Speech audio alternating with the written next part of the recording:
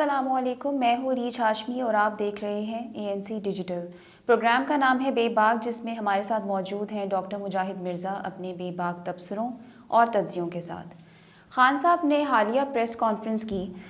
पहले तो वो कहते थे कि आर्मी चीफ़ की तकर्री को नए इंतखाबात के बाद बनने वाली हुकूमत तक मौखर कर दिया जाए, लेकिन अब उन्होंने कहा कि मुझे कोई फ़र्क नहीं पड़ता कि आर्मी चीफ़ कोई भी हो। आप क्या कहेंगे डॉक्टर साहब? इमरान खान साहब पहले ही ये कह चुके हैं कि यू टर्न तो नेपोलियन लिया करता था। एक तो उनका यू टर्न बहुत मशहूर है, दूसरा ये है कि चित भी उनकी और पुट भी उनकी, वो जो चाहें, जो उनका हुस्न करिश्मा साज करे। पहले उन्होंने इसलिए कहा था, जो हमें समझ आती है, कि वो चाहते थे कि वो यही चीफ रहें और इलेक्शन के बाद ये इनको एक्सटेंशन दें शायद। फिर इनसे इख्तलाफ हो गया, इन्होंने न्यूट्रल और पता नहीं कुछ कहना शुरू कर दिया। अब जब बात नहीं बनी तो अब ये कह दिया कोई फ़र्क नहीं पड़ता। ज़ाहिर है किसी को कोई फ़र्क नहीं पड़ता, असूली तौर पे नहीं पड़ना चाहिए, लेकिन पाकिस्तान में चूँकि फ़र्क पड़ा करता है फ़ौज के चीफ़ की वजह से, और उसकी वजह यही है कि एक तवील अरसा हमारे यहाँ मार्शल रहा है और हमारे सियासतदान खाइफ होते हैं, या उनके कनेक्शंस होते हैं, या उन पर दबाव होता ही हमें मालूम नहीं है, क्योंकि किसी चीज़ के बारे में हम हतमी तौर पे नहीं कह सकते। लेकिन जो क़राइन से साबित होता है वो यही होता है कि आर्मी का असर होता है सियासत पे, और आर्मी की हायरार्की का। आर्मी तो हमारी सारी आर्मी तो नहीं इसमें मुलविस हो सकती, क्योंकि वो तो 6-7 लाख जो लोग हैं वो तो निचले कैडर्स पे भी हैं, सिपाही भी हैं, लांस नाइक भी हैं, सार्जेंट या हवलदार भी हैं, नायब सूबेदार भी है, सूबेदार भी है, सेकंड लेफ्टिनेंट भी है, लेफ्टिनेंट भी है, कप्तान भी है, मेजर भी है, लेफ्टिनेंट कर्नल भी है, कर्नल भी है।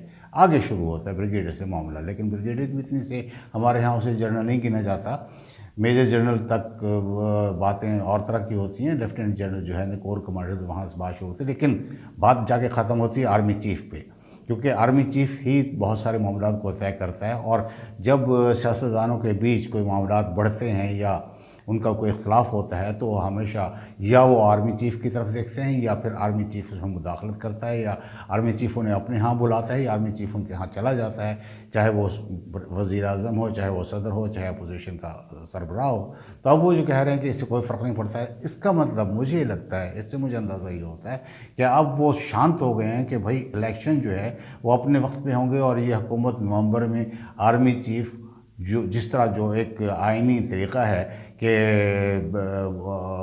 वज़ीर आज़म जो है वो आर्मी चीफ़ का तयन करेंगे, दिए गए 4 या 5 जितने भी नाम होते हैं, हमें तो मालूम नहीं है कि कितने, अमूमन 4 या 5 होते हैं, उसमें से तय करके ये मुकर्रर कर देंगे। तो अब इससे कहने से ही फिर कल वाली बात के फेस सेविंग होती है कि जी मुझे कोई फ़र्क नहीं पड़ता। ज़ाहिर है किसी को कोई फ़र्क नहीं पड़ता। अगर इसका मतलब है कि आपको पहले फ़र्क पड़ता था, अब आपको फ़र्क नहीं पड़ता, तो किस बात को हम सच माने, फ़र्क पड़ने को या ना फ़र्क पड़ने को? पहले को भी हमने सच माना और इसको भी हम सच मानते हैं, दोनों को हम सच मानते हैं, क्योंकि आपकी हर कही बात आपकी जो है ना वो सबके लिए जो है ठोस हकीकत बन जाती है। हमारे जो नौजवान हैं वो इसी तरह सोचते हैं, तो क्या किया जाए। हम अब तो इसे मानेंगे कि हाँ आपने तब भी सच कहा और अब भी सच कह रहे हैं। अच्छा डॉक्टर साहब, आप तो वाकिफ़ ही हैं, जैसे नूर मुकद्दम केस हुआ है, अभी हमने सुना कि शाहज़ेब के कातिल शाहरुख जतोई को सुप्रीम कोर्ट ने बरी कर दिया है। क्या अमीर लोग इसी तरह आज़ाद होते रहेंगे? क्या कोई लॉ एंड जस्टिस नहीं है हमारे मुल्क में रह गया? ये एक तरह से तो तकलीफ़ दह बात है, और क्योंकि दोनों ही नौजवान थे, कातिल भी और मकतूल भी, और दोनों ही बासर घरानों से थे। शाहरुख जतोई जो हैं वो एक ज़िम्मेदार फैमिली से हैं, और जो मारे गए थे शाहज़ेब था गालिबन उनका नाम, वो एक पुलिस के बड़े अफसर के बेटे थे।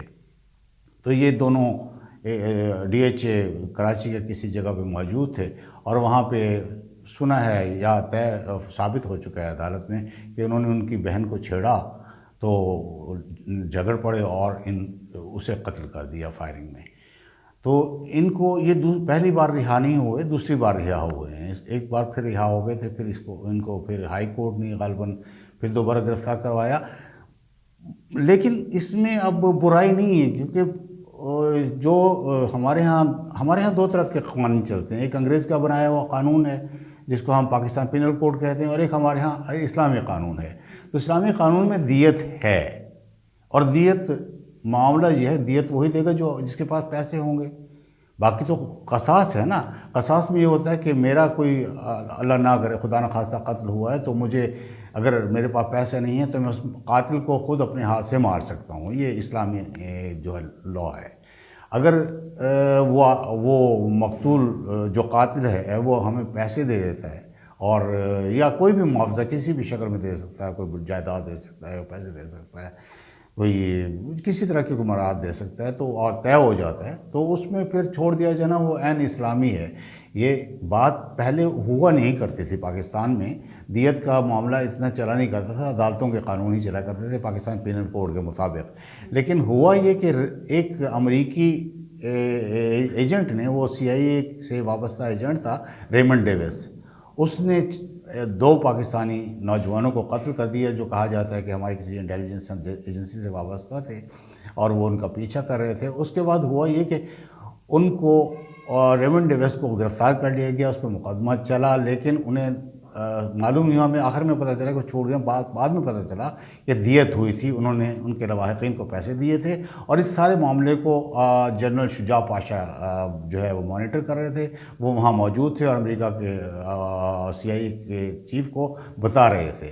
اور یہ وہی جنرل پاشا ہیں جن کے بارے میں کہا جاتا ہے کہ انہوں نے گروم کیا ہے ہمارے بہت مقبول اور معروف اور محبوب رہنما عمران خان کو. تو بھائی اس پہ اب ہم کیا کریں؟ دیت ہے، ہم تو اسلامی قوانین کو مانتے ہیں کہ وہ رہا ہو گیا. امیر تو بچتے رہیں گے جی، امیروں کے پاس وسائل ہوتے ہیں. اگر وہ دیت کا قانون ہے تو وہ امراء کے لیے ہی ہے، تو وہ غریبوں کے لیے تو نہ اس زمانے میں تھا نہ اس زمانے میں. اس زمانے میں یہ سہولت ہوتی تھی کہ غریب کو آپ ہتھیار پکڑا دیتے تھے کہ بھائی مار دو اس کو. اب آپ غریب کو کہتے ہیں بھائی ہم اس کو جو ہے جیل میں رکھیں گے، وہ جیل میں رہے گا، لیکن یہ رہا ہو گیا. امیروں کے لیے الگ قانون ہے اور نہیں، کوئی غریبوں کے لیے الگ ہے. قانونی وسائل کی بات ہے. قانون وہی ہے، اگر غریب دے سکتا ہے 3 کروڑ روپے. نہیں، ہم نے جیسے ظہیر جعفر کیس میں دیکھا کہ وہاں پہ بیان بھی ہوا، انہوں نے پیشی بھی دی، سب کچھ ہو گیا، لیکن یہ کہ ابھی تک کوئی سزا نہیں ملی. ظہیر جعفر کا کیس تو بالکل ہی مختلف ہے، اس میں کوئی عام فرد انوالو نہیں، لیکن وہ ایک لائن میں آتے جا رہے ہیں. جس طرح ہم دیکھ رہے ہیں کہ یہ کوئی لا اینڈ جسٹس نہیں ہے. سوشل میڈیا پہ آپ دیکھیں تو لوگ اسی کے اوپر چیخ رہے ہیں. کیا مطلب محفوظ نہیں ہے؟ وہ ظہیر عباس کا کیس وہی ہے نا جس میں رینجرز والوں نے مارا نور تھا. مقدم جو تو وہ جی نور مقدم کیس. اچھا، نور مقدم کیس تو بالکل اور چیز ہے. لیکن اگر وہ ظہیر والا ہے جو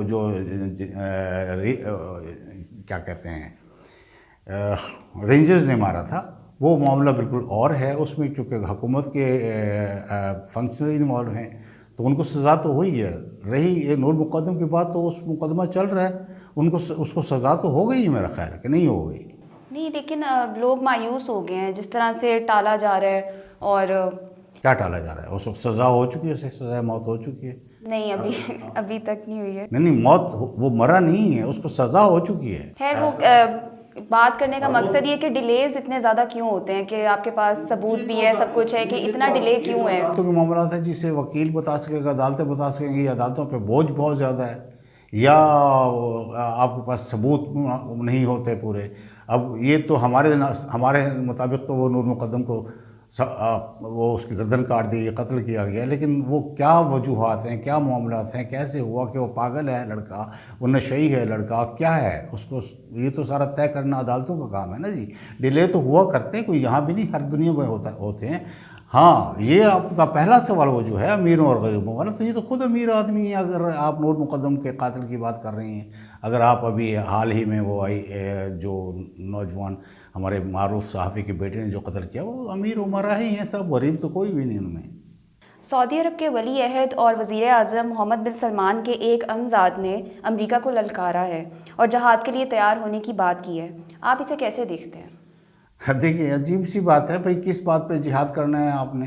جہاد تو حق کے لیے کیا جاتا ہے نا. معاملہ سارا تیل کی قیمت کا ہے. چونکہ سعودی عرب اور روس کے درمیان اوپیک ہے وہ سعودی عرب پلس 12 کنٹریز پہ ہے، اور نان اوپیک جو ہے وہ سعودی عرب پلس 10 پہ ہے، اور نان اوپیک جو ہے نا وہ 13 کنٹریز پہ ہے. تو ان کے درمیان طے ہو گیا تھا، کیونکہ دنیا بھر میں جو قیمتیں اور جو معاملات دوسرے اقتصادی معاملات ہیں ان کا تعلق ہوتا ہے آپ کے آئل پرائسز سے، تو یا گولڈ پرائسز سے ہوتا ہے، تو اسے بھی بلیک گولڈ کہتے ہیں. تو وہ انہوں نے طے کر لیا تھا کہ چونکہ آئل کی قیمتیں گر رہی تھیں اور وہ انہوں نے چاہا کہ اس کی قیمت کو سٹیبل کیا جائے، اوپر لایا جائے، تو انہوں نے طے کر لیا دونوں اوپیک اور نان اوپیک کارٹلز نے مل کے کہ ہم اس کے نکاسی میں 10 لاکھ بیرل ڈیلی وہ اور 10 لاکھ بیرل ڈیلی وہ، مطلب سعودی عرب اور روس کم کر دیں گے. اب اس پر زد جو پڑی ہے وہ جو بائیڈن پر پڑی ہے. جو بائیڈن کے انتخابات ہونے والے، انتخابات کی نوعیت کیا ہے یہ مجھے معلوم نہیں ہے، کوئی ان کے اندرونی انتخابات ہیں، اور وہاں جو ہے پیٹرول مہنگا ہونے سے بہت اثر پڑتا ہے، کیونکہ سارے لوگ کاروں پہ سفر کرتے ہیں اور ہر وقت سفر کرتے ہیں. وہاں زندگی یا کار میں ہے یا ادھار میں ہے، کیونکہ یا آپ کریڈٹ کارڈز پہ چلتے ہیں یا کار پہ چلتے ہیں، تو ان کے الیکشنز پہ بہت اثر پڑتا ہے. تو اس پہ جو بائیڈن نے دھمکی دی تھی سعودی عرب کو، اب دھمکی اس نے یہ دی تھی کہ ہم آپ مطلب اس قسم کا آپ کے ساتھ کوئی سلوک کریں گے ہم، یا ایسا تو نہیں کہا، انہوں نے یہ کہا تھا کہ ہم آپ کے ساتھ جو تعلقات ہیں ان کو ریکنسیڈر کریں گے. اب یہ صاحب کوئی شہزادہ ہیں، یہ نکل آئے اور انہوں نے کہا جی اگر آپ ہم پہ حملہ کرنا ہوگا چاہتے ہیں تو ہم جہاد کے لیے تیار ہیں. یہ پھر وہی ہم جو بات کیا کرتے ہیں ریٹرک کی بات ہے. لیکن جو عجیب و غریب بات ہوئی ہے وہ یہ کہ پاکستان نے فوری طور پہ سعودی عرب کی حمایت کا اعلان کیا ہے اس سلسلے میں کہ ہم سعودی عرب کے ساتھ ہیں اور ہم سعودی عرب کے دفاع میں ساتھ ہیں. پہلی بات ہے کہ سعودی عرب کا دفاع ہمیشہ کرتے رہے ہیں. دوسری بات یہ کہ بات لفظ جہاد سے ہے، اور اس سے پاکستان کو کے لیے اچھا نہیں اس قسم کا بیان دے دیا. اب کیا کیا جائے، چونکہ آپ جو وہ عمران خان کے سازش کی جو تھیوری تھی اس کے بعد جو ہے امریکہ کے ساتھ تعلقات خراب ہو رہے تھے. تو شہباز شریف گئے ہیں، بلاول گئے ہیں، جا کے بات کی ہے، معاملات سدھر رہے تھے. اب ایسی بات کرنے سے ایسا نہ ہو کہ آپ سعودی عرب کے ساتھ بناتے ان کے ساتھ بگاڑ بیٹھیں. اب مسئلہ تو ہم تو وہ جو ہے نا، ہم تو شیر اور مگرمچھ کے بیچ ہی پھنسے ہوئے ہوتے ہیں.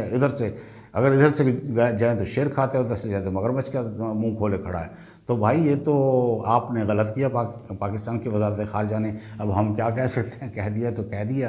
اب ان معاملات کو سنبھالیں، کیونکہ نہ امریکہ نے سعودی عرب پہ حملہ کرنا ہے اور نہ ہی انہوں نے جہاد کرنا ہے.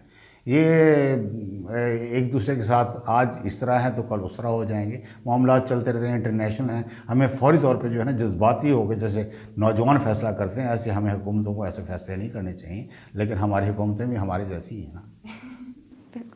اچھا، وزیر اعظم شہباز شریف جو ہیں چین کے دورے پر جانے والے ہیں، تو وہاں سے وہ کیا مراعات لے سکیں گے؟ دیکھیں یہ بہت اہم دورہ ہے، کیونکہ جو پچھلی حکومت رہی ہے اس کے دوران جو ہمارا سی پیک تھا وہ خاصا جو ہے وہ ڈیلے ہو گیا تھا، اور وہ یہ سے پوسٹ ڈال دی گیا تھا یا ڈیلے ہو گیا تھا. اچھا، پھر اس وقت ہمیں پیسے کی بہت شدید مطلب فارن کرنسی کی ہمیں بہت شدید ضرورت ہے. ہمیں ہمیشہ چین سے جو ہے وہ لو ریٹس پہ، لو انٹرسٹ ریٹ پہ پیسہ ملتا ہے. اس کے علاوہ وہ ہمارے بہت سارے معاملات میں چلیں ٹھیک ہے کہ وہ ہمیں امداد نہیں دیتا، لیکن ہمارے ساتھ تعاون ضرور کرتا ہے.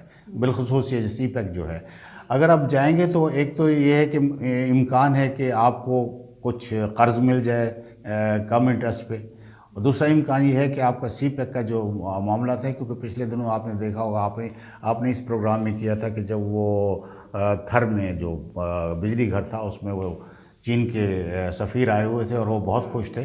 تو اس کا مطلب چیزیں آگے جائیں گی، اور یہ ایک دورہ بہت اہم وقت پہ ہو رہا ہے کہ دنیا میں اس وقت جو معاملات بگڑے ہوئے ہیں، اور تیل کی پرائسز اور مہنگائی اور یہ سارا کچھ، اور ہم جو ہے نا اللہ نہ کرے ہم تو ورج پہ ہیں، معیشت میں دیوالیہ ہونے کی ورج پہ ہیں. ہم پچھلے پروگرام میں بات کر چکے ہیں اور خرم حسین کے مضمون کا حوالہ دے چکے ہیں، بلکہ ان کے تحقیقی مضمون کا حوالہ دے چکے ہیں. تو اگر یہ جاتے ہیں تو اور مراعات مل سکتی ہیں جس کے لیے جا رہے ہیں، تو وہ پاکستان کے لیے خوش آئند ہے اور بہت اچھا ہوگا. چلیں روس کے حوالے سے ایک سوال کرتے ہیں. مغربی میڈیا کے مطابق روس نے یوکرین کی جانب سے مزاحمت سخت ہو جانے کا اعتراف کیا ہے، اس کے بارے میں کچھ بتائیں۔ ہاں جی، ایسا میں نے بھی پڑھا ہے کہ ایسی بات ہوئی ہے، لیکن میں نے روسی میڈیا میں ایسی کوئی بات دیکھی نہیں۔ ہاں یہ ضرور ہے کہ اس طرف سے اب رد عمل ہو رہا ہے یوکرین، اس کی وجہ یہ ہے کہ یوکرین کو مختلف ملکوں کی وجہ سے، اب تو سارے عام کہتے ہیں، جرمنی بھی کہتا ہے، وہ مختلف ملکوں کی طرف سے انہیں ہتھیار مل رہے ہیں، اور ظاہر ہے جب ہتھیار ملتے ہیں آپ ہتھیار کا استعمال بھی کرتے ہیں۔ وہ ہتھیار آپ کو یہ تو اسٹیک کرنے کو تو نہیں دیے گئے، اب وہ ہتھیار انہیں مل رہے ہیں، اور روس کو بھی ان حملوں کے رد عمل میں مزید حملہ کرنا پڑ رہا ہے۔ میں پہلے بھی اپنے خدشات ظاہر کر چکا ہوں کہ پہلے تو میں ہمیشہ روس کی پالیسی کو، میں چونکہ روسی نیشن ہوں اور مانتا ہوں کہ روس کی پالیسی یہی تھی کہ روس نے اسے کبھی بھی جنگ قرار نہیں دیا، آج بھی جنگ قرار نہیں دے رہا وہ اسے کہتے ہیں خصوصی عسکری کارروائی یا اسپیشل ملٹری، کیا کہتے ہیں اس کو، operation, special military operation. Thank you very much. میں خدشہ پہلے بھی ظاہر کر چکا ہوں کہ اب کہیں جنگ نہ بن جائے، کیونکہ ہمیشہ میں یہی کہتا رہا روس کے شہری کے طور پہ یا ایک آبزرور کے طور پہ، کہ جو روس کہتا ہے کہ وہ اسے جنگ نہیں قرار دے رہا ابھی تک، وہ یہی کہتا ہے کہ ہم نے ایک خصوصی عسکری کارروائی یا ایک اسپیشل ملٹری آپریشن کیا ہے، جو اب کل بھی ہماری بات ہوئی تھی کہ الٹرا رائٹسٹ جو ہیں یا جنہیں آپ نیو نازی کہتے ہیں ان کے خلاف، لیکن اب جب ان کا طرف سے شدت ہوگی جنگ میں، جب لڑائی میں شدت ہوگی تو ممکن ہے جنگ بڑھ جائے، اور پھر روس کے لیے یہ امکان پیدا ہو کہ اسے اندر جانا ہو، اور وہ یا تو وہاں پہ میزائل پھینکے یا وہاں پہ اپنی فیٹ آن گراؤنڈ کرے، تو وہ جنگ جو ہے پھیل سکتی ہے، اور اگر یہ بات درست ہے جو مغربی میڈیا بتا رہا ہے۔ لیکن میں نے ابھی تک روسی میڈیا پہ ایسی کوئی بات نہیں دیکھی۔ یہ ضرور دیکھا ہے کہ اسلحہ سپلائی ہو رہا ہے دوسرے ملکوں کی طرف سے، اور روس انہیں متنبع کر رہا ہے کہ نہ کرو۔ زیلنسکی بار بار وہی کہہ رہا ہے کہ روس جو ہے وہاں پہ حملے کیے جا رہا ہے۔ پھر یہ خرسون میں انہوں نے حملہ کیا تھا، انہوں نے اس کو پسپا کر دیا، لیکن مغرب کہہ رہا ہے کہ وہ خرسون میں آگے بڑھ رہے ہیں۔ اب ظاہر ہے ہم تو وہی دو پارٹیوں کے بیچ ہوتے ہیں، ہمیں تو وہ بھی بات سننی ہوتی ہے، وہ بھی بات سننی ہوتی ہے، لیکن ایسا تو ہے کہ روس کی فوج بہت زیادہ ہے اور یوکرین کی بہت کم ہے۔ روس کے پاس ہتھیار بہت زیادہ ہیں، یوکرین کے پاس کم ہیں، لیکن یوکرین کو زیادہ اچھے ہتھیار مل رہے ہیں۔ روس کے ہتھیار ممکن ہے وہ آؤٹ ڈیٹڈ ہو گئے ہوں، ممکن ہے وہ اس طرح مؤثر نہ ہوں، تو وہ کچھ ابھی واضح نہیں ہو رہا۔ میرا خیال ہے چند روز میں واضح ہو جائے گی بات۔ چلیں، پروگرام کا وقت ختم ہو گیا ہے۔ ناظرین ہمیں کامنٹ سیکشن میں اپنا فیڈ بیک ضرور دیں۔ اسی کے ساتھ اجازت دیجیے، اللہ حافظ۔